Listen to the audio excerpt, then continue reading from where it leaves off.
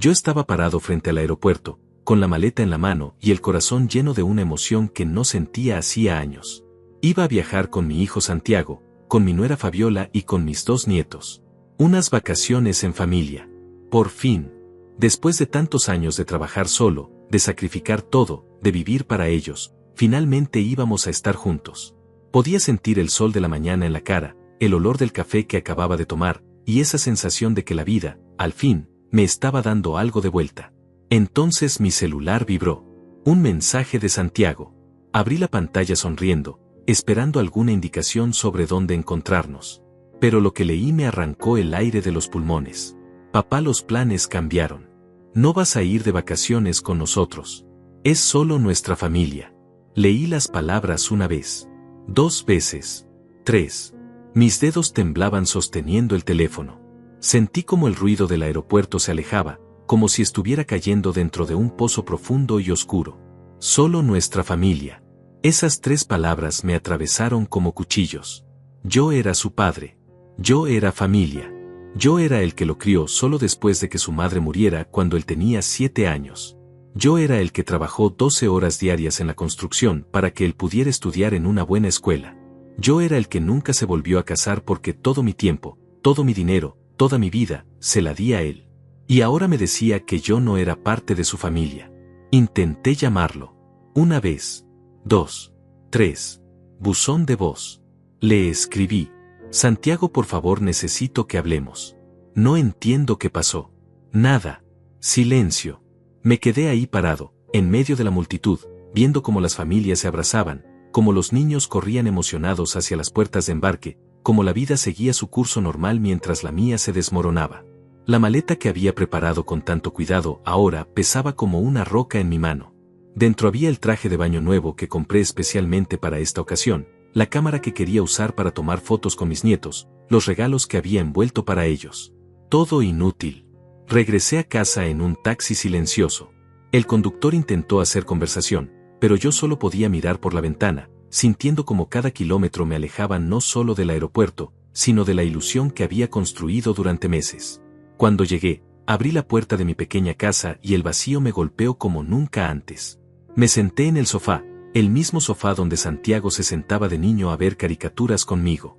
El mismo sofá donde le enseñé a leer, donde curaba sus rodillas raspadas, donde lo abrazaba cuando tenía pesadillas después de que perdimos a su madre. Miré alrededor. Las paredes estaban llenas de fotografías. Santiago bebé en mis brazos. Santiago en su graduación de secundaria. Santiago el día de su boda. Santiago con sus hijos, mis nietos. En cada foto, yo estaba ahí. Siempre presente. Siempre sonriendo. Siempre dando. Pero ahora, según él, yo no era familia. Intenté recordar cuando empezó a cambiar todo. Tal vez fue cuando se casó con Fabiola hace 8 años.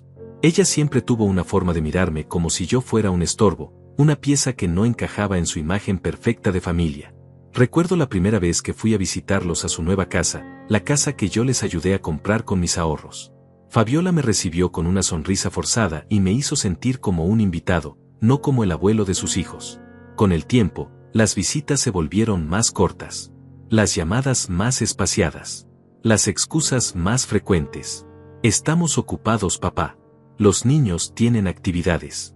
Tal vez la próxima semana. Y yo siempre entendía, siempre perdonaba, siempre esperaba. Porque eso es lo que hacen los padres, ¿verdad? Esperan. Aman sin condiciones. Dan sin esperar recibir. Pero esta vez era diferente. Esta vez no era una visita cancelada o una llamada olvidada. Esta vez me habían borrado. Me habían excluido deliberadamente de un momento que debía ser nuestro. Y lo peor de todo es que ni siquiera tuvieron el valor de decírmelo a la cara. Un mensaje de texto. Así es como terminaron con 30 y tantos años de sacrificio.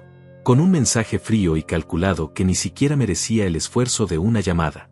Me levanté del sofá y caminé hacia mi habitación. Sobre el buró estaba la fotografía de mi esposa, la madre de Santiago. Lilia. Murió de cáncer hace 31 años, dejándome solo con un niño pequeño y un dolor que pensé que nunca superaría. Pero lo hice por Santiago, porque le prometí a ella, en su lecho de muerte, que él nunca se sentiría solo, que siempre tendría todo lo que necesitara, que yo sería suficiente para los dos. Y cumplí esa promesa. Trabajé hasta que mis manos sangraron. Renuncié a salir con amigos, a viajar, a tener una vida propia. Rechacé a mujeres maravillosas que quisieron estar conmigo porque Santiago siempre fue mi prioridad. Mi única prioridad. Tomé la fotografía entre mis manos. Lilia me miraba con esa sonrisa que siempre me hizo sentir que todo iba a estar bien. Pero ahora, por primera vez en décadas, sentí que había fallado. No a ella, sino a mí mismo. Porque di tanto, sacrifiqué tanto, que olvidé que yo también merecía ser valorado. Que también merecía respeto. Que también merecía ser tratado como familia. La noche cayó y yo seguía sentado en la oscuridad, sosteniendo esa fotografía, sintiendo como el dolor se transformaba lentamente en algo diferente. Algo más frío. Más lúcido. Y entonces, algo cambió dentro de mí. A la mañana siguiente desperté con los ojos hinchados y un peso en el pecho que parecía querer aplastarme. Pero había algo más. Una claridad extraña, como si durante la noche algo se hubiera reorganizado dentro de mí. Me levanté, preparé café y me senté frente a la mesa de la cocina, la misma mesa donde Santiago hacía sus tareas mientras yo llegaba exhausto del trabajo. Necesitaba entender cómo había llegado hasta aquí. Como un padre que lo dio todo terminó siendo descartado como si no valiera nada. Entonces comencé a recordar. A reconstruir todos esos años. Todos esos momentos que creí que construían un vínculo inquebrantable entre padre e hijo. Tenía 23 años cuando nació Santiago. Era joven, lleno de sueños, con planes de estudiar arquitectura. Pero la vida tenía otros planes. Lilia se enfermó cuando Santiago apenas tenía 5 años. Cáncer de mama. Agresivo. Rápido. En 2 años se la llevó, dejándome con un niño de 7 años que lloraba todas las noches preguntando por su mamá. Abandoné mis sueños esa misma semana. Dejé los estudios y conseguí trabajo en la construcción. El salario era bueno, pero el precio era alto. 10, 12, a veces 14 horas diarias bajo el sol, cargando materiales, levantando paredes, destruyendo mi cuerpo para construir el futuro de mi hijo. Recuerdo las mañanas. Me levantaba a las 5, preparaba el desayuno de Santiago, lo dejaba listo para la escuela, y me iba corriendo para llegar al trabajo. Por las noches regresaba con las manos llenas de callos, la espalda adolorida, pero siempre con una sonrisa para él. Siempre preguntándole cómo le fue en la escuela. Siempre revisando sus tareas. Siempre haciéndole saber que no estaba solo. Los fines de semana eran nuestros. Íbamos al parque, al cine, a comer helado. Yo gastaba en él lo que debía ahorrar para mí. Pero no me importaba. Verlo sonreír era suficiente. Verlo feliz era todo lo que necesitaba. Cuando cumplió 15 años, Santiago me dijo que quería estudiar ingeniería. Una carrera cara. Una universidad privada. Yo no lo pensé 2 veces. Tomé turnos extra, trabajé domingos y festivos, me convertí en una máquina que solo sabía trabajar y dar. Nunca le dije que no. Nunca le hice sentir que era una carga. Pagué su universidad completa. 4 años de colegiatura, libros, computadora, todo. Incluso le compré su primer carro cuando se graduó. Un Honda usado pero en buen estado. Recuerdo su cara de felicidad cuando le entregué las llaves. Me abrazó. Me dijo gracias papá, eres el mejor.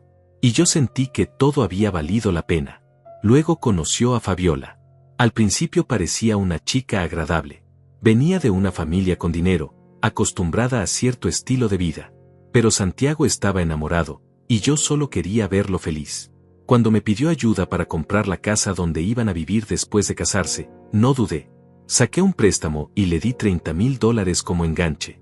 La casa quedó a mi nombre porque mi crédito era mejor, pero la idea era que eventualmente la pasaríamos a su nombre. Eventualmente nunca llegó. La boda fue cara. Fabiola quería algo grande, elegante. Santiago no ganaba suficiente todavía, así que yo aporté. Otros $15,000 que saqué de mis ahorros de retiro. Mi dinero para la vejez. El dinero que debía ser para mí. Pero lo di sin quejarme, porque era la felicidad de mi hijo. Cuando nacieron los nietos, Elías y después Dayana, yo estaba ahí. Siempre. Cuidándolos cuando Fabiola tenía sus salidas con amigas. Llevándolos al doctor cuando Santiago tenía trabajo. Comprándoles ropa, juguetes, pagando sus clases de natación. Siendo el abuelo presente que yo hubiera querido que mis hijos tuvieran. Hace 3 años, Santiago perdió su trabajo. La empresa donde trabajaba cerró operaciones. Él estaba desesperado, con 2 hijos, una esposa acostumbrada a gastar, y una casa que mantener. Yo acababa de retirarme de la construcción con una pensión modesta y mis ahorros. Pero cuando mi hijo me pidió ayuda, no lo pensé 2 veces. Le di acceso a mis tarjetas de crédito. Solo hasta que consigas trabajo, le dije. Solo para que puedan pasar esta etapa difícil. Confié en él. Confié en que era temporal. Confié en que me lo agradecería. 3 años después, seguía pagando esas tarjetas. Seguía viendo cargos de restaurantes caros, de tiendas de ropa, de viajes que yo nunca autoricé. Pero nunca reclamé. Nunca dije nada. Porque así era yo. El padre que da sin esperar recibir. El carro que Santiago manejaba también estaba a mi nombre. Un Toyota que compré nuevo hace 5 años cuando su Honda viejo se descompuso. Lo puse a mi nombre porque, de nuevo, mi crédito era mejor. Otro favor que se convirtió en permanente. Sentado en esa mesa de cocina, con el café ya frío entre mis manos, hice cuentas. Sumé todo lo que había dado en los últimos 30 años. Educación, casa, boda, carro, tarjetas de crédito, dinero en efectivo para emergencias, regalos, viajes. Más de $200,000. $200,000 que gasté en construir la vida de mi hijo mientras yo vivía en una casa pequeña, manejaba un carro de 20 años, y me negaba gustos básicos para poder seguir dándole a él. Y ahora, después de todo eso, después de sacrificar mi juventud, mi cuerpo, mis sueños, mis ahorros, mi vida entera, me decían que yo no era parte de la familia. Me levanté de la mesa y caminé hacia el estudio, el pequeño cuarto donde guardaba mis documentos importantes. Abrí el archivero y comencé a sacar papeles. Escrituras, títulos de propiedad, contratos, estados de cuenta. Y entonces lo vi todo con una claridad que me heló la sangre. La casa donde vivía Santiago. A mi nombre. El carro que manejaba todos los días. A mi nombre. Las tarjetas de crédito con las que pagaba su vida cómoda. A mi nombre. Todo. Absolutamente todo lo que sostenía su estilo de vida estaba bajo mi control. Él no era dueño de nada. Vivía una vida construida sobre mis sacrificios, sobre mi nombre, sobre mi crédito. Y ni siquiera lo valoraba lo suficiente como para incluirme en unas simples vacaciones familiares. Sostuve esos documentos entre mis manos temblorosas. No era rabia lo que sentía. Era algo más profundo. Era la comprensión súbita y dolorosa de que había sido usado. No amado. Usado. Durante años me convencí de que estaba siendo un buen padre. Generoso. Sacrificado. Noble. Pero la verdad era más dura. Había sido conveniente. Útil. Una fuente inagotable de recursos que nunca se secaba y nunca pedía nada a cambio. Hasta ahora. Coloqué los documentos sobre el escritorio y me quedé mirándolos durante largo rato. Afuera, el sol comenzaba a ponerse, tiñendo la habitación de un naranja intenso que parecía fuego. Y dentro de mí, algo también comenzaba a arder. No era venganza lo que sentía nacer en mi pecho. Era dignidad. Respeto propio. El despertar tardío de un hombre que finalmente entendía que dar amor no significaba aceptar ser pisoteado. Si yo no era familia para ellos, entonces ellos tampoco podían seguir viviendo de lo que era mío. Esa noche no dormí. Me quedé sentado en el estudio, rodeado de documentos, sintiendo como 30 años de recuerdos pasaban frente a mis ojos como una película que ya conocía el final. Pero esta vez los veía diferente. Esta vez veía las señales que ignoré, las veces que me hice pequeño para que ellos pudieran crecer, los momentos donde debía haber dicho basta pero solo sonreí y seguí dando. Recordé la Navidad pasada. Yo había comprado regalos para todos. Para Santiago, para Fabiola, para los niños. Llegué a su casa con las manos llenas de bolsas, emocionado de verlos abrir sus regalos. Fabiola apenas me dio las gracias, más interesada en su teléfono que en mi presencia. Santiago abrió su regalo, una chamarra cara que él había estado viendo en el centro comercial, y solo asintió. Ni siquiera una sonrisa genuina. Los niños estaban tan distraídos con sus otros regalos que apenas notaron los míos. Pero lo que más me dolió fue cuando llegó mi turno. Yo me senté esperando, sintiendo esa ilusión tonta de un niño en la mañana de Navidad. Santiago me entregó una caja pequeña. La abrí. Eran calcetines. Calcetines baratos de paquete múltiple que probablemente compraron en el supermercado el día anterior. Ni siquiera se molestaron en quitar la etiqueta del precio. $8. Yo había gastado más de $1000 en regalos para ellos. Y recibí calcetines de $8. Me reí en ese momento. Dije que eran perfectos, que justo los necesitaba. Porque eso era lo que yo hacía. Minimizaba mi dolor para no incomodarlos a ellos. Me hacía pequeño para que ellos no se sintieran mal por tratarme mal. Recordé el cumpleaños de Elías, mi nieto mayor, hace 6 meses. Yo había planeado sorprenderlo. Compré una bicicleta nueva, de esas con cambios y luces LED que él tanto quería. Llegué temprano a la fiesta, emocionado de ver su cara. Pero cuando entré a la casa, Fabiola me interceptó en la puerta. Benjamín, llegaste temprano, me dijo con una sonrisa forzada. Los niños están terminando una actividad con sus primos. ¿Por qué no esperas en el jardín? Me mandó al jardín. Como si fuera un vecino inoportuno, no el abuelo del cumpleañero. Me quedé ahí, sentado solo en una silla de plástico, viendo por la ventana cómo toda la familia se divertía adentro. Pasó más de 1 hora antes de que me dejaran entrar. Para entonces, Elías ya había abierto la mayoría de sus regalos. Cuando abrió el mío, solo dijo gracias abuelo y lo dejó a un lado. Ni siquiera lo probó. Ni siquiera le interesó.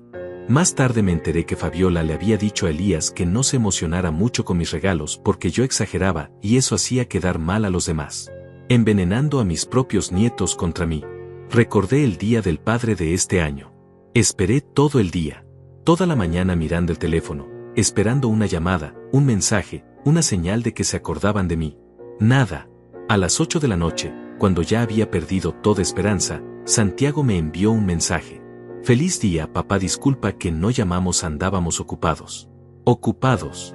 Siempre ocupados. Menos cuando necesitaban dinero. Menos cuando necesitaban que cuidara a los niños. Menos cuando necesitaban un favor. Entonces sí tenían tiempo para mí.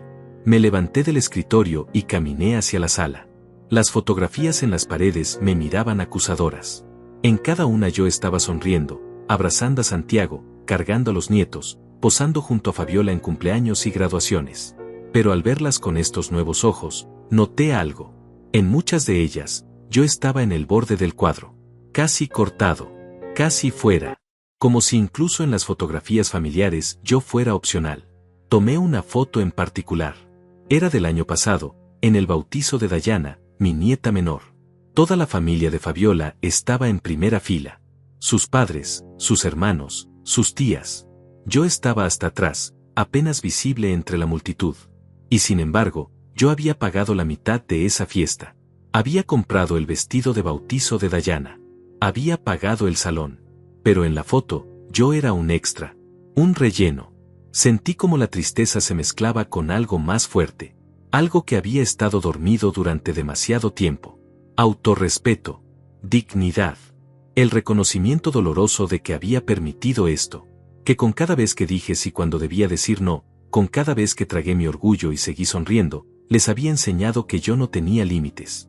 Que podían tomar y nunca habría consecuencias. Caminé hacia mi habitación y abrí el closet. En la parte de arriba, en una caja vieja, guardaba las cartas que Lilia me escribió durante su enfermedad. Cartas que escribió cuando ya sabía que no le quedaba mucho tiempo.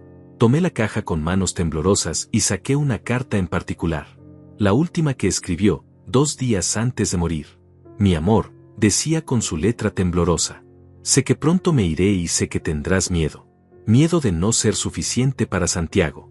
Miedo de fallarle. Pero necesito que me prometas algo. Prométeme que lo amarás, pero también prométeme que te amarás a ti mismo. Prométeme que serás un gran padre, pero no dejes de ser Benjamín. No te pierdas en él. No te olvides de vivir tu propia vida. Por favor, amor mío, no te conviertas solo en un padre. Sigue siendo un hombre con sueños, con deseos, con vida propia. Las lágrimas comenzaron a caer sobre el papel amarillento. Había roto esa promesa. Me había perdido completamente en Santiago. Había dejado de ser Benjamín para convertirme solo en papá de Santiago. Y ahora, después de todo, ni siquiera eso me dejaban ser. Doblé la carta con cuidado y la guardé de nuevo. Luego me miré en el espejo del closet. El hombre que me devolvió la mirada era un extraño. 64 años. Cabello gris. Arrugas profundas. Manos callosas de décadas de trabajo duro. Ojos cansados que habían llorado demasiado. Pero había algo más en esos ojos ahora. Una chispa, una determinación que no veía hacía años. No podía cambiar el pasado. No podía recuperar esos 30 años que di sin recibir. No podía borrar el dolor de haber sido excluido como si no valiera nada. Pero podía cambiar el presente. Podía cambiar lo que venía. Volví al estudio y encendí la computadora. Abrí mi correo electrónico y busqué entre los contactos. Ahí estaba. Rodrigo, mi mejor amigo de la juventud. Compañero de la preparatoria. El que siguió estudiando mientras yo dejaba todo por Santiago. Se había convertido en abogado, uno muy bueno. Nos habíamos distanciado con los años, principalmente porque yo no tenía tiempo para amigos, solo tiempo para ser padre. Pero sé que siempre me tuvo aprecio. No sabía si todavía usaba ese correo. No sabía si querría ayudarme después de tantos años sin contacto. Pero tenía que intentarlo. Comencé a escribir. Rodrigo, soy Benjamín. Sé que han pasado años desde la última vez que hablamos. Sé que no he sido un buen amigo. Pero necesito tu ayuda. Necesito consejo legal. Y necesito a alguien que me recuerde quién era yo antes de perderme. Presioné enviar antes de poder arrepentirme. Eran las 3 de la mañana. Probablemente no vería el correo hasta mañana. O tal vez nunca. Tal vez yo había quemado ese puente hace demasiado tiempo. Me recosté en el sofá de la sala, exhausto pero extrañamente despierto. Afuera, la ciudad dormía. Pero yo no podía. Porque por primera vez en 30 años, estaba tomando una decisión para mí. No para Santiago. No para los nietos. Para mí. Y aunque me aterraba lo que venía, aunque no sabía exactamente qué iba a hacer, sentía algo que no había sentido en mucho tiempo. Sentía que seguía vivo. Desperté sobresaltado en el sofá. La luz del sol entraba por la ventana y por un momento no supe dónde estaba. Luego todo regresó. La exclusión. El dolor. Los documentos. El correo a Rodrigo. Me incorporé con el cuerpo adolorido y caminé hacia la cocina para preparar café. Mis manos temblaban ligeramente mientras llenaba la cafetera. No era por nerviosismo. Era por algo diferente. Era anticipación. Tomé mi celular de la mesa. 7 de la mañana. Nada de Santiago. Ninguna disculpa. Ninguna explicación. Solo silencio. El mismo silencio que grita más fuerte que cualquier palabra. Abrí la aplicación de mensajes y vi que había leído mi último mensaje, el que le envié ayer pidiéndole que habláramos. Lo leyó y simplemente lo ignoró. Ni siquiera tuvo la decencia de responder. Abrí mi correo electrónico sin muchas esperanzas. Y entonces lo vi. Una respuesta de Rodrigo. Enviada a las 6 de la mañana. Mi corazón comenzó a latir más rápido mientras abría el mensaje. Benjamín hermano. No sabes cuánto me alegra saber de ti después de tanto tiempo. Claro que te recuerdo. Y claro que te voy a ayudar. Pasa por mi oficina hoy a las 10. Aquí está la dirección. Y Benjamín, no te preocupes por el tiempo que pasó. Los verdaderos amigos siempre están ahí cuando se les necesita. Te veo en unas horas. Sentí como algo se aflojaba en mi pecho. No estaba solo. Todavía había alguien que me recordaba como algo más que un cajero automático con piernas. Alguien que me veía como Benjamín, no solo como el papá de Santiago. Me bañé, me afeité, me puse la mejor ropa que tenía.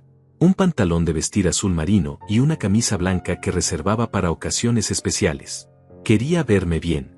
Quería sentirme bien. Porque hoy comenzaba algo nuevo. La oficina de Rodrigo estaba en el centro de la ciudad, en un edificio moderno de vidrio y acero.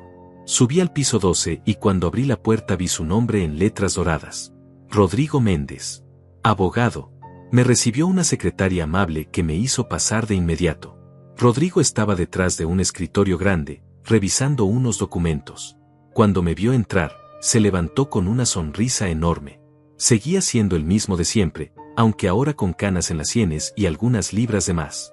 Nos abrazamos como hermanos que se reencuentran después de una guerra. Cuéntame todo, me dijo mientras nos sentábamos. Y yo lo hice. Le conté todo. Desde la muerte de Lilia hasta el mensaje en el aeropuerto. Cada sacrificio. Cada humillación. Cada vez que tragué mi orgullo y seguí dando. No dejé nada fuera. Y mientras hablaba, vi cómo la expresión de Rodrigo cambiaba de sorpresa e indignación a una rabia fría que reconocí porque era la misma que yo sentía. Cuando terminé, Se quedó en silencio durante largo rato. Luego se reclinó en su silla y me miró directamente a los ojos. Benjamín, me dijo con voz grave. Lo que te hicieron es imperdonable, pero lo que tú te hiciste a ti mismo también. Te perdiste. Dejaste de existir como persona para convertirte en un proveedor. Y ellos se acostumbraron a eso. Sus palabras dolieron porque eran ciertas. Pero necesitaba escucharlas. Ahora, continuó Rodrigo, necesito que me digas qué quieres hacer. ¿Quieres que hablemos con ellos? ¿Quieres buscar una mediación familiar? ¿O quieres algo más? Lo miré y sentí como toda la claridad de las últimas 24 horas se condensaba en una sola respuesta. Quiero recuperar mi dignidad, le dije. Quiero que entiendan que no soy un recurso infinito que pueden usar y descartar. Quiero que haya consecuencias. Consecuencias reales. Rodrigo asintió lentamente. Entonces dime, ¿qué está a tu nombre exactamente? Saqué los documentos que había traído. La escritura de la casa. El título del carro. Los contratos de las tarjetas de crédito. Los estados de cuenta. Rodrigo los revisó uno por uno, tomando notas en una libreta. Cuando terminó, me miró con una expresión que no pude descifrar completamente. Benjamín, me dijo. Legalmente, todo esto es tuyo. La casa está a tu nombre. El carro está a tu nombre. Las tarjetas están a tu nombre. Tú puedes hacer con esto lo que quieras. Puedes venderlo todo, cancelarlo todo, y ellos no podrían hacer nada legalmente. Pero necesito que entiendas algo. Si haces esto, no hay vuelta atrás. Esto va a destruir cualquier posibilidad de reconciliación, al menos en el corto plazo. ¿Estás preparado para eso? Pensé en los últimos 30 años. Pensé en todas las veces que puse su felicidad por encima de la mía. Pensé en el mensaje frío que me excluyó de sus vacaciones. Pensé en los calcetines de $8 en Navidad. Pensé en cómo me mandaron al jardín en el cumpleaños de mi propio nieto. Pensé en años de ser invisible, de ser tomado por garantizado, de ser usado. Estoy preparado, le dije. Y por primera vez en mucho tiempo, estaba seguro de algo. Rodrigo asintió. Entonces esto es lo que vamos a hacer. Primero, vamos a poner la casa en venta. Conozco a un buen agente inmobiliario que puede moverlo rápido. Es una buena propiedad en una buena zona. Probablemente la vendamos en menos de un mes. Segundo, vamos a vender el carro. También tengo contactos que pueden ayudarnos con eso. Tercero, vamos a cancelar las tarjetas de crédito inmediatamente. Hoy mismo. Y cuarto, vamos a abrir una cuenta bancaria nueva, solo a tu nombre, donde vamos a depositar todo el dinero de las ventas. ¿Y cuándo hacemos todo esto?, pregunté. Rodrigo sonrió. Ahora mismo. Mientras ellos están de vacaciones disfrutando del viaje del que te excluyeron, nosotros vamos a desmontar toda la vida que construiste para ellos. Para cuando regresen, ya no va a haber nada que tomar. Sentí un escalofrío recorrer mi espalda. No era miedo. Era poder. El poder de finalmente tomar control de mi propia vida. Pasamos las siguientes horas haciendo llamadas. Rodrigo contactó al agente inmobiliario, quien estuvo de acuerdo en ir a ver la casa esa misma tarde. Contactó a un comprador de autos que podía darme un precio justo por el Toyota. Y juntos llamamos a las compañías de tarjetas de crédito para cancelarlas. Cada llamada que hacía, cada paso que daba, sentía como algo pesado se desprendía de mis hombros. Como si durante años hubiera estado cargando una mochila llena de piedras y finalmente me la estuviera quitando. Cuando terminamos, eran casi las 5 de la tarde. Rodrigo me miró con algo parecido al orgullo. Lo hiciste bien, hermano, me dijo. Sé que esto no es fácil. Sé que duele. Pero créeme cuando te digo que esto era necesario. A veces el amor propio requiere decisiones difíciles. Esa noche regresé a casa sintiéndome extrañamente liviano. Me preparé una cena sencilla, algo que hacía raramente porque siempre estaba preocupado por ir a ver a Santiago o llevarle comida a los nietos o ayudar con algo. Pero esta noche cené solo, en mi propia casa, en mi propia mesa, y fue la comida más pacífica que había tenido en años. Después de cenar, me senté a escribir. Necesitaba poner en palabras todo lo que sentía, todo lo que había callado durante tanto tiempo. Tomé papel y pluma, de la forma antigua, y comencé a escribir una carta. No para enviarla todavía. Solo para tener claridad. Para saber exactamente qué quería decir cuando llegara el momento. Santiago, comencé. Durante 30 años creí que ser un buen padre significaba darlo todo sin esperar nada. Creí que el amor se medía en sacrificios, en renuncias, en cuanto podía dar antes de quedarme vacío. Y me quedé vacío. Me perdí completamente en ti. Olvidé quién era yo más allá de ser tu padre. Y pensé que eso era noble. Pensé que eso era amor. Pero estaba equivocado. Seguí escribiendo durante horas. Cada palabra era una liberación. Cada frase era un pedazo de dignidad recuperada. Cuando terminé, doblé la carta y la guardé en un sobre. Todavía no era el momento de enviarla. Primero tenía que completar el plan. Primero tenían que regresar de sus vacaciones y encontrar las consecuencias de haberme descartado. Me acosté esa noche sintiendo algo que no había sentido en décadas. Esperanza. No esperanza de que las cosas volvieran a ser como antes. Esa versión de nuestra relación estaba muerta y no valía la pena revivirla. Era esperanza de que yo, Benjamín, pudiera volver a encontrarme a mí mismo. Que pudiera recuperar los pedazos de la persona que abandoné hace 30 años para ser el padre perfecto de un hijo que nunca lo apreció. Y mientras cerraba los ojos, pensé en Lilia. En su carta. En su última petición. No te pierdas en él, me había dicho. Tardé 30 años, pero finalmente estaba escuchando. Los siguientes días fueron un torbellino de actividad. Me convertí en un hombre con una misión, ejecutando cada paso del plan con una precisión que me sorprendió a mí mismo. Rodrigo tenía razón. Una vez que tomas la decisión, una vez que cruzas esa línea, todo se vuelve más claro. No había espacio para dudas. No había tiempo para arrepentimientos. El agente inmobiliario, un hombre eficiente llamado Fausto, vino a ver la casa de Santiago al día siguiente. Yo tenía llaves, obviamente. Después de todo, la casa estaba a mi nombre y había estado ahí innumerables veces cuidando a los nietos. Entramos cuando supe que no había nadie. La casa estaba impecable, como siempre. Fabiola era meticulosa con la limpieza, probablemente lo único que podía reconocerle. Fausto recorrió cada habitación tomando fotos y medidas. Es una excelente propiedad, me dijo. Buena ubicación, bien mantenida. En este mercado, puedo venderla rápido. Probablemente en 2 o 3 semanas. ¿Cuál es tu precio mínimo? Le di un número. Era justo, quizás un poco por debajo del valor real del mercado, pero no me importaba sacar el máximo beneficio. Solo quería que se vendiera rápido, antes de que regresaran. Fausto asintió. Puedo trabajar con eso. Empezamos mañana. Al salir de la casa, me detuve un momento en el umbral. Miré la sala donde había jugado con mis nietos. La cocina donde había preparado desayunos cuando me quedaba a cuidarlos. Las paredes que yo había ayudado a pintar. Había tanto de mí en esa casa. Tantos recuerdos. Pero ninguno de ellos me incluía realmente en la familia. Yo siempre era el ayudante, el proveedor, nunca un miembro integral. Cerré la puerta y entregué las llaves a Fausto para que pudiera mostrar la casa a posibles compradores. No sentí tristeza. Sentí liberación. El carro fue más fácil.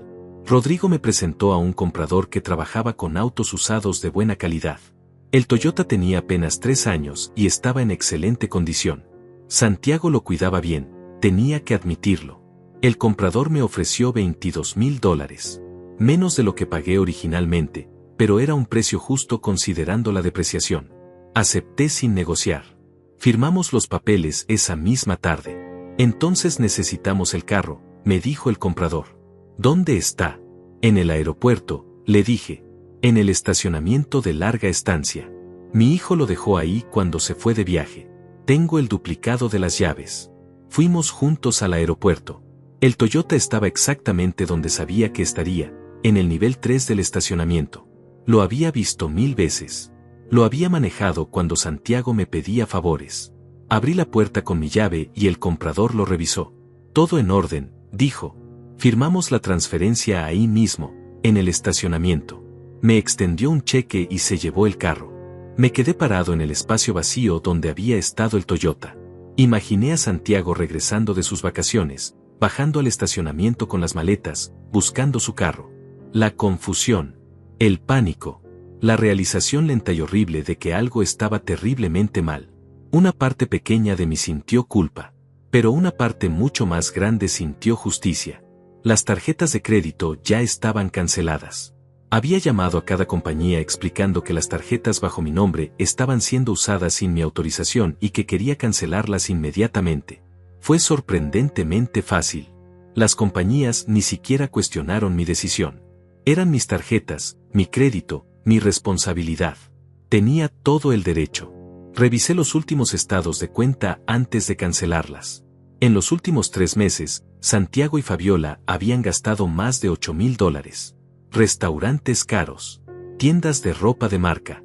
Hasta el viaje que estaban disfrutando ahora, el viaje del que me excluyeron, estaba siendo pagado parcialmente con mi crédito. La ironía era tan amarga que casi podía saborearla. Ahora todas esas tarjetas estaban muertas. Bloqueadas. Inservibles. Rodrigo me ayudó a abrir una nueva cuenta bancaria en un banco diferente, uno donde Santiago no tenía ninguna información. Deposité ahí el dinero del carro y establecí que ahí se depositara también el dinero de la venta de la casa cuando se concretara. Mi pensión, que antes compartía generosamente con Santiago, ahora iba directamente a esta cuenta nueva. Todo lo mío, finalmente bajo mi control exclusivo. Durante esos días, mi teléfono permaneció en silencio. Santiago no llamó. No escribió. Era como si yo no existiera para él. Y eso, más que cualquier otra cosa, confirmó que estaba haciendo lo correcto. Si ni siquiera se molestaba en comunicarse durante sus vacaciones, si ni siquiera sentía curiosidad por cómo estaba su padre después de excluirlo tan cruelmente, entonces no merecía lo que yo le había dado. Una semana después de que comenzara todo esto, Fausto me llamó emocionado. Benjamín, tengo noticias excelentes. Tengo una oferta. Una pareja joven, efectivo, quieren cerrar rápido. Ofrecen $180,000. Está un poco por debajo de lo que pedíamos, pero es limpio, sin financiamiento, sin complicaciones. Podemos cerrar en 10 días. Acepté sin pensarlo 2 veces. Firmamos el contrato esa misma tarde. En 10 días, la casa donde vivía mi hijo con su familia ya no sería suya. Ya no sería mía. Sería de extraños que la apreciarían más que él me apreció a mí. Rodrigo me acompañó a cada paso. No solo como abogado, sino como amigo. Me invitó a cenar a su casa y conocí a su esposa, Soraya, una mujer encantadora que me recibió con un abrazo cálido. Durante la cena, hablamos de todo menos del plan. Hablamos de los viejos tiempos, de la escuela, de los sueños que teníamos cuando éramos jóvenes. Y por primera vez en décadas, me sentí visto. No como el papá de Santiago. No como el abuelo de alguien. Solo como Benjamín. ¿Qué vas a hacer después?, me preguntó Soraya mientras tomábamos café después de cenar. Cuando todo esto termine, ¿qué sigue para ti? La pregunta me tomó por sorpresa. Había estado tan enfocado en ejecutar el plan que no había pensado más allá. No lo sé, admití. Creo que por primera vez en 30 años, no tengo un plan. No tengo obligaciones. No tengo a nadie dependiendo de mí. Tal vez eso es exactamente lo que necesitas, dijo Rodrigo. Una vida sin plan. Una vida donde puedas decidir cada día qué quieres hacer basándote en lo que tú quieres, no en lo que otros necesitan de ti. Esa noche, de regreso en mi casa, me senté a pensar en esa pregunta. ¿Qué quería yo? Había pasado tanto tiempo siendo lo que otros necesitaban que había olvidado cómo responder esa pregunta básica. ¿Qué quería Benjamín? Saqué una libreta vieja y comencé a escribir. No obligaciones. No responsabilidades. Solo deseos. Quería viajar. Quería conocer esos lugares que siempre vi en revistas pero nunca visité porque el dinero era para la educación de Santiago. Quería aprender a tocar guitarra, algo que había querido hacer desde joven pero nunca tuve tiempo. Quería sentarme en un café por la tarde sin sentir culpa de no estar haciendo algo productivo. Quería tener amigos, vida social, conversaciones que no giraran alrededor de mi hijo. Quería vivir. La lista creció y creció hasta llenar 2 páginas completas. Y mientras escribía, sentí algo extraño y maravilloso. Sentí emoción por el futuro. No miedo. No ansiedad. Emoción pura de lo que podría venir. 2 días antes de que Santiago regresara de sus vacaciones, recibí la llamada de Fausto. Benjamín, cerramos. La casa está vendida. El dinero está siendo transferido a tu cuenta ahora mismo. Felicidades. $180,000. Sumados a los $22,000 del carro y los ahorros que tenía, ahora tenía más de $210,000 en mi cuenta. Dinero que era completamente mío. Dinero que nadie más podía tocar. Dinero que representaba no solo valor monetario, sino libertad. Esa noche saqué la carta que había escrito días atrás. La releí completa. Todavía capturaba todo lo que sentía. Pero necesitaba agregar algo. Un párrafo final. Escribí: no hice esto por venganza, Santiago. Lo hice por dignidad. Lo hice porque finalmente entendí que dar amor no significa aceptar ser pisoteado. Lo hice porque merezco ser tratado con respeto, y si tú no puedes dármelo, entonces yo me lo voy a dar a mí mismo. Todo lo que vendí, todo lo que cancelé, era legalmente mío. Tú vivías una vida construida sobre mi sacrificio, y cuando decidiste que yo no era familia, perdiste el derecho a beneficiarte de ese sacrificio. Esto no es el final de nuestra relación, si tú no quieres que lo sea. Pero sí es el final de la relación como estaba. Si algún día quieres volver a hablar conmigo, será en mis términos. Será con respeto. Será entre iguales. Ya no soy tu proveedor. Ya no soy tu fuente infinita de recursos. Soy tu padre, y merezco ser tratado como tal. Firmé la carta simplemente como papá. La guardé en un sobre junto con un juego de llaves, las últimas llaves que tenía de la casa que ya no era mía ni suya. Mañana, cuando ellos aterrizaran, cuando regresaran del aeropuerto buscando su carro que ya no existía, cuando llegaran a la casa y encontraran el letrero de vendido, esta carta estaría esperándolos dentro del buzón. Me acosté esa noche sintiendo algo que no había sentido en mucho tiempo. Sentí paz. No felicidad todavía, porque el dolor de lo que había perdido seguía ahí. Pero paz de saber que había hecho lo correcto, que finalmente me había defendido, que finalmente me había elegido a mí mismo. Y mañana, comenzaría la parte más difícil. Enfrentar las consecuencias. Ver el dolor en sus ojos. Mantenerme firme cuando todo en mí quisiera ceder y perdonar sin que hubiera arrepentimiento real. Mañana sería la prueba de fuego. Pero esta noche, dormí mejor de lo que había dormido en años. La mañana en que Santiago regresaba de sus vacaciones me desperté antes del amanecer. No por ansiedad, sino por una extraña calma anticipatoria. Sabía que hoy todo cambiaría. Hoy se cerraría un capítulo y comenzaría otro. Preparé café, me senté en el porche de mi casa y observé cómo el cielo pasaba de negro a gris a un naranja suave. Era hermoso. Y me di cuenta de que hacía años que no me detenía a ver un amanecer. A las 8 de la mañana conduje hasta la casa. Mi antigua casa. La casa que ya no me pertenecía ni a mí ni a Santiago. El letrero de vendido seguía en el jardín, brillando bajo el sol matutino como una declaración imposible de ignorar. Los nuevos dueños tomarían posesión en 3 días, pero por ahora el lugar estaba vacío, esperando. Saqué el sobre con la carta de mi bolsillo. Lo sostuve durante un largo momento, sintiendo el peso de las palabras que había escrito. Luego lo deslicé dentro del buzón junto con las llaves. No había vuelta atrás ahora. Regresé a mi carro y me alejé sin mirar atrás. Según mi cálculo, su vuelo aterrizaba a las 10. Llegarían al aeropuerto, bajarían al estacionamiento, y encontrarían el espacio vacío donde debería estar el carro. Llamarían a la policía pensando que fue robado. Eventualmente, después de la confusión y el pánico, alguien les diría que el vehículo había sido vendido legalmente por el propietario registrado. Yo imaginé sus caras. La incredulidad, la rabia, el miedo lento de que algo estaba muy mal. Me fui a casa de Rodrigo. Había acordado pasar el día ahí, lejos de mi teléfono, lejos de la tentación de responder cuando comenzaran las llamadas desesperadas. Soraya nos preparó un desayuno abundante y luego Rodrigo y yo nos sentamos en su estudio a jugar ajedrez, algo que no hacíamos desde la preparatoria. ¿Cómo te sientes?, me preguntó mientras movía un alfil. Extrañamente tranquilo, respondí con honestidad. Pensé que estaría nervioso o asustado. Pero solo siento paz. Como si finalmente hubiera hecho algo que debía hacer hace mucho tiempo. Rodrigo asintió. Eso es porque estás actuando desde la dignidad, no desde la raiva. La dignidad siempre se siente así.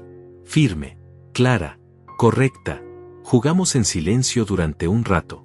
Luego, cerca del mediodía, mi teléfono comenzó a sonar. Lo había dejado en la sala, pero podíamos escucharlo vibrar insistentemente. Una llamada.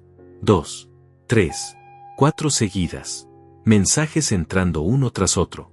El buzón de voz llenándose. No lo contesté. Dejé que sonara hasta que finalmente se detuvo. Luego siguió el teléfono de Rodrigo.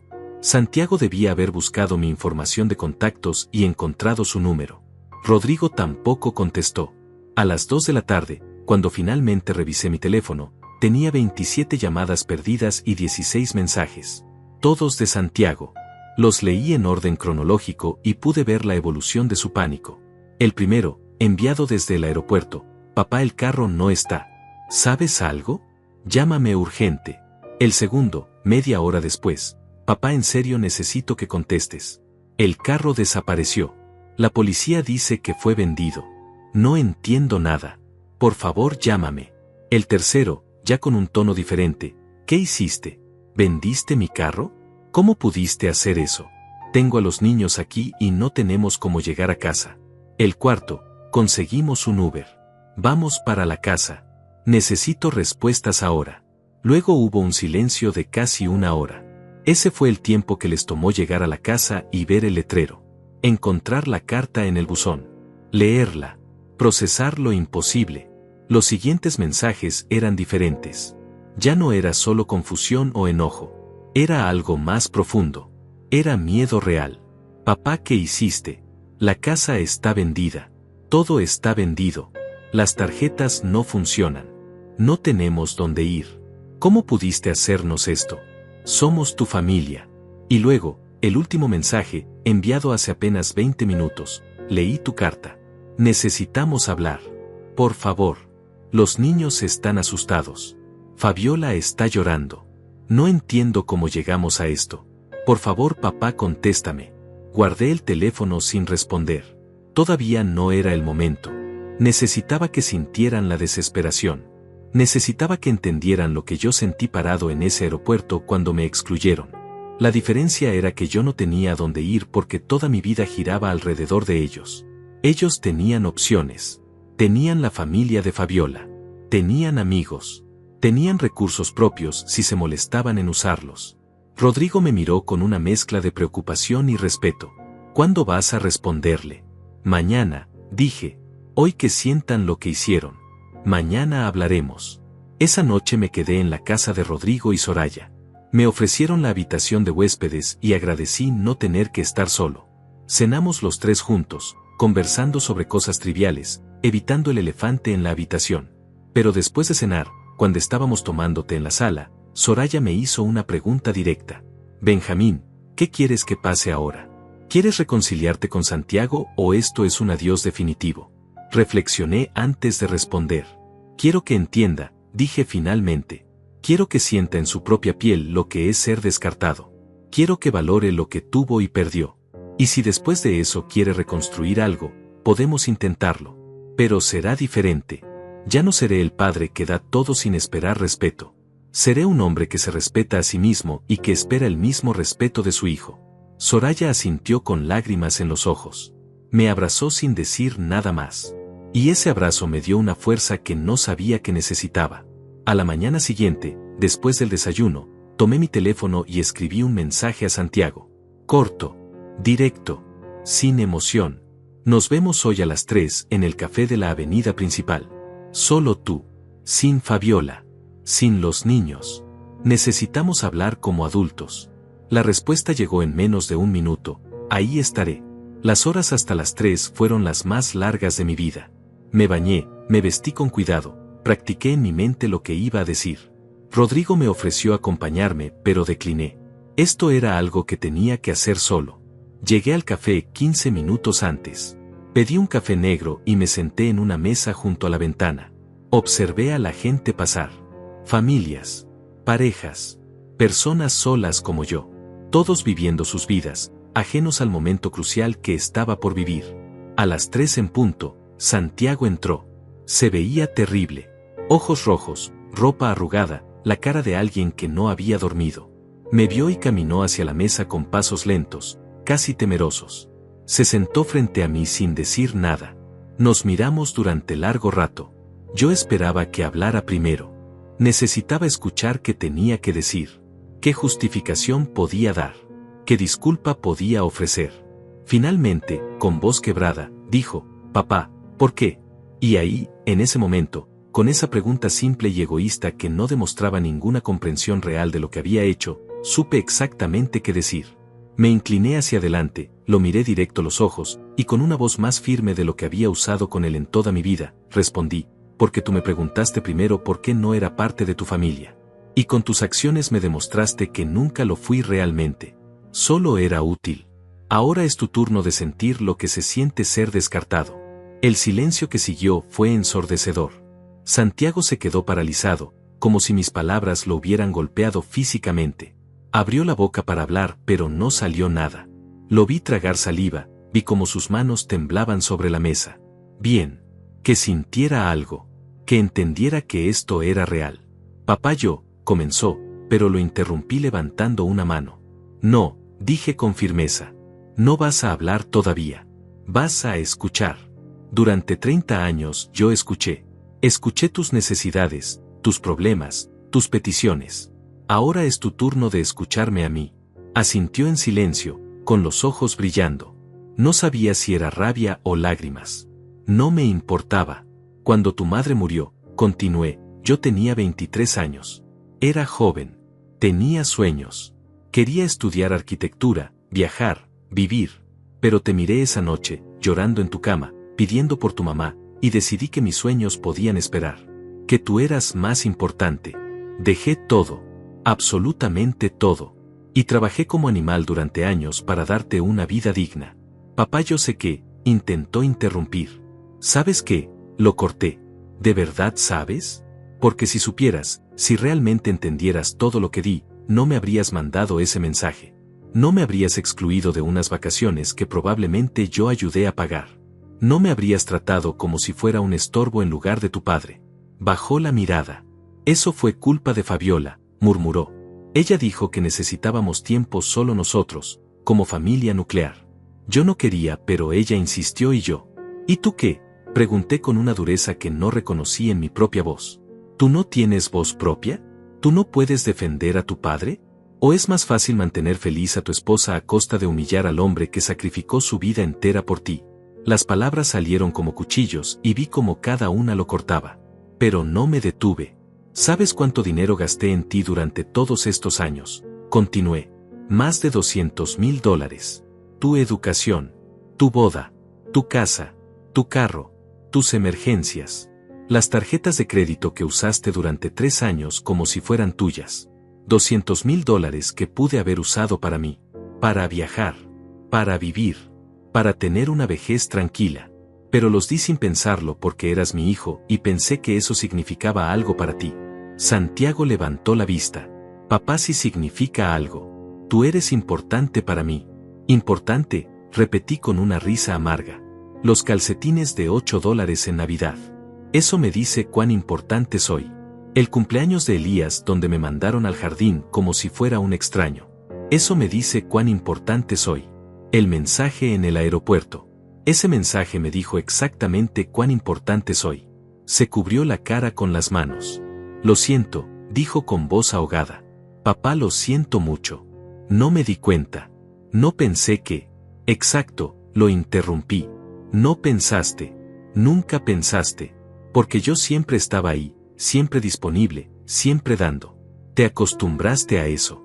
Te acostumbraste a tomar sin agradecer. A recibir sin valorar. Y yo permití que pasara porque pensé que así se amaba. Pero estaba equivocado. El café llegó a la mesa, pero ninguno de los dos lo tocó. El vapor subía entre nosotros como un muro invisible. Papá, dime qué quieres que haga, dijo finalmente. Dime cómo arreglar esto. No tenemos dónde vivir. Las tarjetas no sirven. No tengo carro. Los niños están asustados. Fabiola está... Detuvo sus palabras abruptamente, como si se diera cuenta tarde de lo que estaba haciendo. Pidiendo otra vez. Necesitando otra vez. Esperando que yo resolviera sus problemas otra vez. Lo miré fijamente. ¿Eso es todo lo que tienes que decir? Dime qué quieres que haga. ¿No una disculpa real? ¿No una reflexión sobre lo que me hiciste? Solo dime cómo arreglo mi problema. No, se apresuró a decir. Perdón. Es que estoy desesperado. Pero tienes razón. Primero lo primero. Papá, te pido perdón. De verdad. Perdón por el mensaje. Perdón por excluirte. Perdón por no valorar todo lo que hiciste por mí. Perdón por tratarte como si no importaras. Sé que no hay excusa. Sé que estuvo mal. Sus palabras sonaban sinceras, pero había algo ensayado en ellas. Como si hubiera practicado en el camino hacia acá. como si Fabiola le hubiera dicho exactamente qué decir para ablandarme. ¿Lo sientes de verdad?, pregunté. ¿O solo lo sientes porque ahora hay consecuencias? Porque cuando me mandaste ese mensaje, cuando me excluiste, no había consecuencias. Yo seguía siendo tu red de seguridad, tu banco personal, tu solución a todos los problemas. Pero ahora que esa red desapareció, ahora sí sientes algo. Se quedó callado. Y en ese silencio encontré mi respuesta. Escucha, dije inclinándome hacia atrás en la silla. No hice lo que hice por venganza. Lo hice por dignidad. Todo lo que vendí, todo lo que cancelé, era legalmente mío. Tú vivías en mi casa, manejabas mi carro, usabas mi crédito. Y cuando decidiste que yo no era familia, perdiste el derecho a todo eso. Pero papá, empezó con voz desesperada. Los niños. ¿Dónde vamos a vivir? Tienen opciones, respondí firmemente. Fabiola viene de una familia con dinero. Pueden quedarse con sus padres. Pueden rentar un departamento. Tú tienes trabajo. Puedes pagar una renta. No es mi responsabilidad resolver esto por ti. Ya no. Vi cómo procesaba mis palabras. Vi el momento exacto en que entendió que esta vez era diferente. Que no iba a ceder. Que no iba a salvarlos. ¿Y el dinero de la casa?, preguntó con voz pequeña. ¿Qué vas a hacer con ese dinero? Es mi dinero, dije simplemente. Voy a usarlo para mí. Voy a viajar. Voy a vivir. Voy a hacer todas las cosas que pospuse durante 30 años porque estaba ocupado construyéndote una vida a ti. Pero pensé que ese dinero era para los niños. Para su educación. Para su futuro. Y ahí estaba. La expectativa.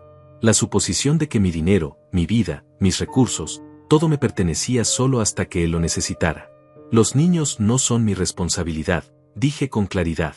Son tu responsabilidad. Tú eres su padre. Yo ya cumplí mi turno. Crié a mi hijo. Le di todo.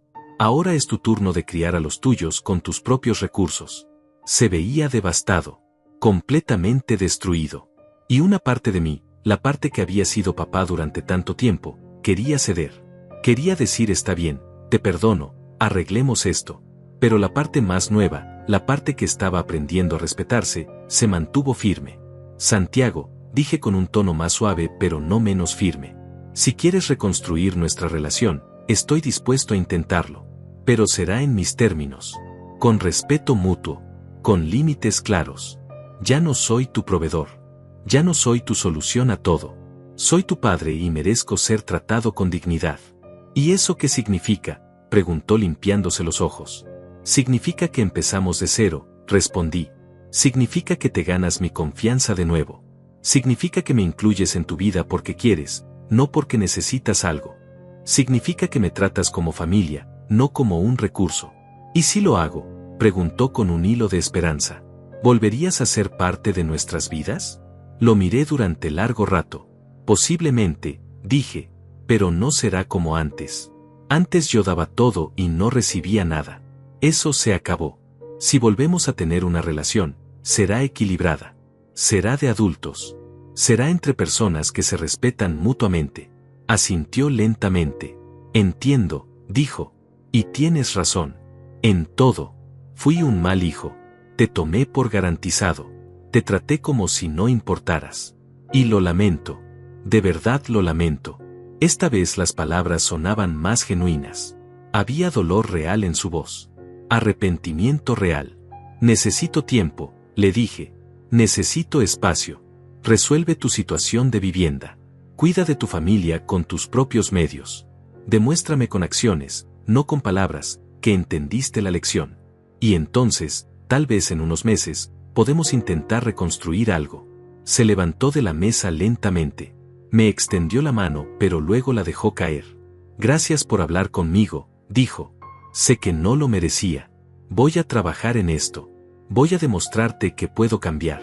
Eso espero, respondí sin levantarme. Lo vi salir del café, los hombros caídos, derrotado pero tal vez, finalmente, despierto. Me quedé sentado en ese café durante más de una hora después de que Santiago se fue. El café se había enfriado hacía tiempo pero seguía sosteniéndolo, necesitando algo que hacer con las manos. Había imaginado ese momento tantas veces durante los últimos días. Lo había ensayado en mi mente, preparando cada palabra, cada respuesta. Pero nada me preparó para lo que realmente sentí cuando lo vi destruido frente a mí. No era triunfo. No era satisfacción. Era algo más complejo. Era tristeza mezclada con alivio. Dolor mezclado con liberación. Había roto algo que tal vez nunca se repararía completamente, pero también había recuperado algo que había perdido hace mucho tiempo. Mi dignidad. Mi voz. Mi derecho a ser tratado con respeto. Pagué la cuenta y salí a la calle. El sol de la tarde me golpeó en la cara y por un momento me quedé parado en la acera, sin saber hacia dónde ir. No tenía que ir a cuidar a los nietos. No tenía que pasar por la casa de Santiago a llevarle algo. No tenía obligaciones. Por primera vez en 30 años, mi tiempo era completamente mío. La sensación era embriagadora y aterradora al mismo tiempo. Caminé sin rumbo por el centro de la ciudad. Pasé frente a tiendas que nunca había entrado porque siempre estaba apurado, siempre con alguna misión relacionada con Santiago. Vi un letrero de una agencia de viajes y, por impulso, entré. Una joven amable me recibió con una sonrisa. ¿En qué puedo ayudarle?, preguntó. Quiero viajar, dije. Las palabras salieron solas, sorprendiéndome a mí mismo. Quiero conocer lugares nuevos. ¿Qué me recomienda? Sus ojos se iluminaron. ¿Tiene algún destino en mente? ¿Playa? ¿Montaña? ¿Europa? ¿Asia? Me senté frente a su escritorio y por primera vez en décadas, hablé sobre mí. Sobre lo que me gustaba. Sobre lo que había soñado cuando era joven. Le conté que siempre quise conocer las ruinas de Machu Picchu. Que soñaba con caminar por las calles de París. Que quería ver el amanecer en Santorini. Ella escuchó atenta y comenzó a mostrarme paquetes, opciones, posibilidades. Me habló de tours para personas mayores, grupos pequeños donde podría hacer amigos. Me mostró fotos de lugares tan hermosos que me dolía el pecho de solo imaginarlos. Salí de esa agencia 2 horas después con 3 folletos bajo el brazo y una cita para la próxima semana para planear mi primer viaje. Perú. Machu Picchu. 3 semanas recorriendo el país que siempre quise conocer. Iba a gastar casi $5,000. Dinero que antes hubiera considerado irresponsable gastar en mí mismo. Pero ahora, con $200,000 en mi cuenta, me sentía no solo capaz sino merecedor de ese lujo. Los siguientes días fueron de transformación silenciosa. Comencé a reorganizar mi vida alrededor de mí mismo, no alrededor de otros. Me inscribí en clases de guitarra en un centro comunitario. Compré una guitarra acústica usada pero hermosa. El profesor, un hombre mayor llamado Uriel, me recibió con paciencia y entusiasmo. Nunca es tarde para aprender, me dijo mientras me mostraba los acordes básicos. La música no tiene edad. También me reuní nuevamente con Rodrigo y Soraya. Pero esta vez no para hablar de problemas o planes. Solo para cenar, conversar, reír. Me presentaron a sus amigos. Un grupo de personas de mi edad que se juntaban los viernes para jugar cartas y contar historias. Me recibieron como si siempre hubiera sido parte del grupo. Por primera vez en años, tenía amigos.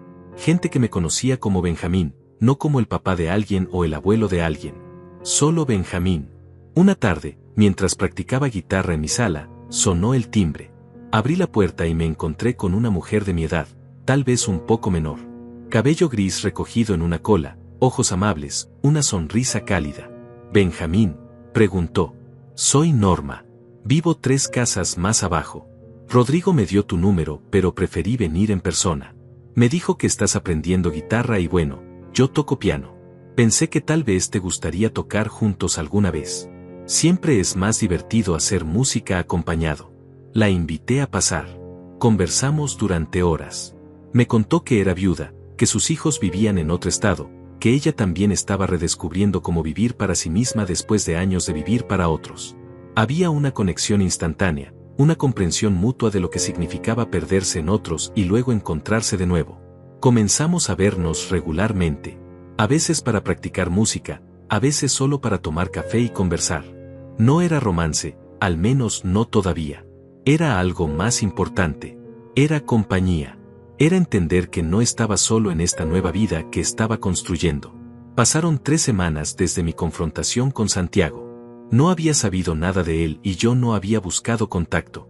Necesitaba ese espacio tanto como él necesitaba aprender a valerse por sí mismo. Entonces, una tarde mientras regresaba de mis clases de guitarra, encontré un sobre en mi buzón. Reconocí la letra de inmediato. Era de Santiago. Lo abrí con manos temblorosas. Papá, comenzaba la carta. Han pasado 3 semanas desde nuestra conversación. 3 semanas que han sido las más difíciles de mi vida, pero también las más necesarias. Quiero que sepas lo que ha pasado. Nos mudamos a un departamento pequeño que podemos pagar con mi salario. No es la casa grande con jardín, pero es nuestro y lo pagamos nosotros. Fabiola tuvo que buscar trabajo. Al principio se resistió, pero finalmente entendió que no había otra opción.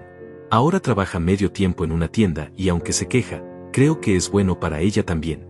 Los niños se adaptaron mejor de lo esperado. Elías me pregunta por ti casi todos los días. He tenido mucho tiempo para pensar, para reflexionar sobre todo lo que me diste y cómo lo recibí. Tienes razón en todo lo que dijiste. Te tomé por garantizado. Te usé. Te falté al respeto de formas que ahora me avergüenzan profundamente. Estoy viendo a un terapeuta. Necesitaba ayuda para entender cómo llegué a ser tan egoísta, tan ciego. He descubierto cosas sobre mí que no me gustan pero que necesito cambiar. No te estoy escribiendo para pedirte nada. No quiero tu dinero. No quiero que resuelvas nuestros problemas. Solo quiero que sepas que entendí, que estoy trabajando en mí, y que algún día, si tú quieres, me gustaría que conocieras a la versión de mí que debí ser siempre. Los niños hicieron dibujos para ti. Los incluyo en esta carta. Elías escribió atrás del suyo extraño al abuelo. Esas 3 palabras me rompieron el corazón porque entendí que le quité a mis hijos algo valioso. Te quité a ti, y a ti te quité a ellos. Sé que necesitas tiempo. Sé que tal vez nunca podamos volver a lo que éramos. Pero quiero que sepas que estoy tratando. De verdad. Con todo mi amor y arrepentimiento, Santiago. Saqué los dibujos del sobre. Uno era de Elías, un dibujo simple de 2 figuras tomadas de la mano con el sol arriba. Atrás, con letra temblorosa de niño de 8 años decía: te extraño abuelo, ven pronto. El otro era de Dayana, apenas garabatos de colores pero con un corazón grande en el centro. Me senté en el sofá con los dibujos en las manos y por primera vez desde que esto comenzó, lloré. No de tristeza, no de rabia. Lloré de alivio. Porque mi hijo estaba entendiendo. Porque había consecuencias reales pero también había crecimiento real. Porque tal vez, solo tal vez, algo bueno estaban haciendo de todo este dolor. No respondí la carta de inmediato. Todavía necesitaba tiempo. Pero la guardé con cuidado junto con los dibujos. Y cuando miré los planes de viaje sobre mi mesa, cuando vi la guitarra recargada en la esquina, cuando pensé en Norma y en mis nuevos amigos, supe que había hecho lo correcto. Había perdido la versión tóxica de mi relación con Santiago. Pero había ganado algo mucho más valioso. Me había ganado a mí mismo de vuelta. Y eso, descubrí, era suficiente. Al menos por ahora. 2 meses después estaba parado en la cima de Machu Picchu, observando cómo el sol se elevaba sobre las montañas antiguas. El aire era frío y delgado, pero me llenaba los pulmones con una sensación de libertad que nunca había experimentado. A mi alrededor había otros viajeros, personas de todo el mundo que también habían venido a presenciar este momento mágico. Pero yo estaba ahí por algo más que turismo. Estaba ahí reclamando los sueños que había enterrado hace 30 años. Saqué mi teléfono y tomé una foto. No para enviársela a nadie. Solo para mí. Para recordar este momento donde Benjamín, el hombre que casi se pierde completamente, estaba de pie en la cima del mundo sintiendo que finalmente estaba vivo. El viaje por Perú fue transformador. Caminé por Cusco, navegué el lago Titicaca, probé comida que nunca había imaginado. Hice amigos en el tour, personas mayores como yo que también estaban redescubriendo la vida. Una pareja de España, un viudo de Argentina, 3 amigas de Colombia que me adoptaron como su hermano honorario. Reímos, compartimos historias, y por primera vez entendí lo que me había perdido todos estos años. Cuando regresé a casa, encontré 3 cartas más de Santiago. No las abrí de inmediato. Las dejé sobre la mesa de la cocina durante 2 días, simplemente mirándolas, preparándome emocionalmente. Finalmente, una tarde lluviosa, me senté con una taza de té y las leí todas. En cada una, Santiago documentaba su progreso, cómo estaba aprendiendo a vivir con menos, cómo su relación con Fabiola estaba cambiando, algunas veces para bien, otras con tensión, cómo los niños estaban adaptándose, pero más importante, cómo él estaba cambiando. Sus sesiones de terapia, sus realizaciones, Sus disculpas que cada vez sonaban más profundas, más genuinas. En la última carta escribió algo que me llegó directo al corazón. Papá, mi terapeuta me hizo una pregunta la semana pasada. Me preguntó cuándo fue la última vez que te pregunté cómo estabas tú. No cómo estaban tus finanzas para ayudarme. No si podías cuidar a los niños. Solo cómo estabas tú como persona, como hombre, como ser humano. No pude recordar una sola vez. Ni una. Y eso me destruyó. Porque entendí que te veía como una función, no como una persona. Perdóname, papá. Por favor, perdóname. Doblé las cartas y las guardé junto con las anteriores. Luego tomé papel y pluma y comencé a escribir mi respuesta. La primera comunicación directa desde nuestra conversación en el café. Santiago, escribí. Recibí tus cartas. Todas. Y las leí con atención. Veo que estás trabajando en ti mismo y eso me da esperanza. No una esperanza de volver a como éramos, porque esa versión estaba rota. Esperanza de construir algo nuevo. Algo más sano. He estado viajando. Conocí Machu Picchu. Fue todo lo que soñé y más. Estoy aprendiendo guitarra y cada semana mejoro un poco. Tengo amigos nuevos y una vida que se siente mía por primera vez en décadas. Te cuento esto no para presumir, sino para que entiendas que estoy bien. Que puedo estar bien sin ser necesitado. Que mi valor no está en lo que puedo dar sino en quién soy. Creo que estamos listos para vernos de nuevo. Pero con condiciones. Nos vemos en terreno neutral. Vienes solo primero. Tenemos una conversación real, de adulto a adulto. Si eso va bien, eventualmente podemos incluir a los niños. Fabiola tendrá que esperar más tiempo. Ella tiene su propio trabajo que hacer. Piénsalo y avísame. No hay prisa. He aprendido que algunas cosas no se pueden apresurar. Con afecto, papá. Envié la carta al día siguiente. La respuesta de Santiago llegó en menos de una semana. Una sola línea. Cuando tú digas, papá. Cuando tú digas. 2 semanas después nos encontramos en un parque. Él llegó puntual, vestido simple, sin el aire de arrogancia que siempre había tenido. Nos sentamos en una banca bajo un árbol grande y por un momento ninguno de los dos habló. Solo observamos a los niños jugando en los columpios, a las parejas caminando, a la vida sucediendo alrededor nuestro. «Te ves bien», dijo finalmente. «Diferente. Más ligero». «Me siento diferente», respondí. «Me siento como yo otra vez». Conversamos durante horas. Él me contó sobre su terapia, sobre las cosas difíciles que estaba descubriendo sobre sí mismo. Cómo había vivido siempre con una sensación de derecho, como si el mundo le debiera algo. Cómo Fabiola había alimentado eso, pero él había permitido que sucediera. Cómo estaba aprendiendo a ser un mejor esposo, un mejor padre, y esperaba algún día ser un mejor hijo. Yo le conté sobre mis viajes, mis planes de ir a Europa el próximo año. Sobre Norma y cómo estábamos desarrollando una amistad hermosa que tal vez se convertiría en algo más. Sobre mis clases de guitarra y cómo el profesor Uriel decía que tenía talento natural. Sobre sentirme vivo por primera vez en décadas. Lo extraño, dijo de repente, es que tuve que perderte para valorarte. Tuve que quedarme sin nada para entender todo lo que tenía. Así funciona a veces, respondí. A veces el dolor es el único maestro que realmente escuchamos. ¿Crees que algún día podremos tener una relación normal?, preguntó con voz pequeña. ¿Padre e hijo que se quieren y se respetan? Lo miré directamente. Creo que podemos tener algo mejor que normal. Podemos tener algo real. Pero va a tomar tiempo. Va a requerir esfuerzo constante de tu parte. Va a necesitar que me demuestres con acciones, no solo con palabras, que cambiaste. Lo haré, dijo con determinación. Todo el tiempo que sea necesario. Antes de despedirnos, me entregó un sobre. Es de Elías, dijo. Lo escribió solo. Yo no lo ayudé. Abrí el sobre y encontré una carta escrita con letra infantil, llena de errores ortográficos pero sincera. Querido abuelo, te extraño mucho. Papá dice que hiciste algo muy valiente. Yo no entiendo bien, pero papá dice que a veces las personas que amamos nos lastiman y tenemos que ser fuertes. Dice que tú fuiste muy fuerte. Yo quiero ser fuerte como tú cuando sea grande. ¿Puedes venir a visitarme pronto? Te amo. Elías. Sentí como las lágrimas amenazaban con salir, pero las contuve. Le diré que sí, dije. Pronto. Cuando sea el momento correcto. Santiago asintió y se levantó para irse. Antes de alejarse, se detuvo y se volteó. Papá, dijo. Gracias. por no rendirte conmigo, por darme esta oportunidad, por enseñarme la lección más dura pero más necesaria de mi vida. Lo vi alejarse y me quedé sentado en esa banca durante largo rato. No sentía victoria, no sentía derrota, sentía algo más complejo y hermoso. Sentía esperanza mezclada con realismo. Sabía que el camino sería largo, que habría retrocesos, que reconstruir confianza tomaría años, no meses. Pero también sabía algo fundamental.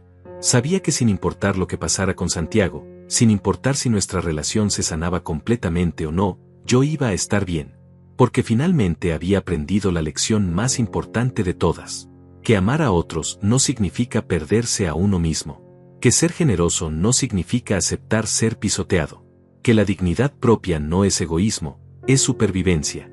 Esa noche, en mi casa, saqué la guitarra y practiqué la canción que Uriel me había enseñado. Mis dedos todavía eran torpes, las notas no siempre salían perfectas, pero había música. Había esfuerzo. Había progreso. Y eso era suficiente. Miré la fotografía de Lilia en el buró. Por primera vez en años, sentí que había cumplido su última petición. No me había perdido en Santiago. Había encontrado el camino de regreso a mí mismo. Tarde, sí, con dolor, definitivamente, pero lo había encontrado. Me acosté esa noche pensando en el futuro, en mi próximo viaje, en mis clases de guitarra, en Norma y las posibilidades de lo que podríamos construir juntos, en Santiago y el lento proceso de reconstrucción, en mis nietos y los momentos que compartiríamos bajo nuevas reglas, más sanas. Y mientras cerraba los ojos, pensé en algo que Rodrigo me había dicho semanas atrás. Benjamín, me dijo, a veces perdemos cosas para ganar algo mejor. Perdiste una relación tóxica pero ganaste tu alma de vuelta. Eso no es pérdida. Eso es renacimiento. Tenía razón. Esto no era un final. Era un comienzo. El comienzo de una vida que finalmente me pertenecía. Una vida donde podía dar desde la abundancia, no desde el vacío. Una vida donde amar no significaba desaparecer. Y en esa oscuridad tranquila de mi habitación, con el sonido de la lluvia comenzando afuera, sonreí. Porque por primera vez en 30 años, Benjamín estaba vivo. Realmente vivo. Y eso, descubrí, era el mejor regalo que podía haberme dado.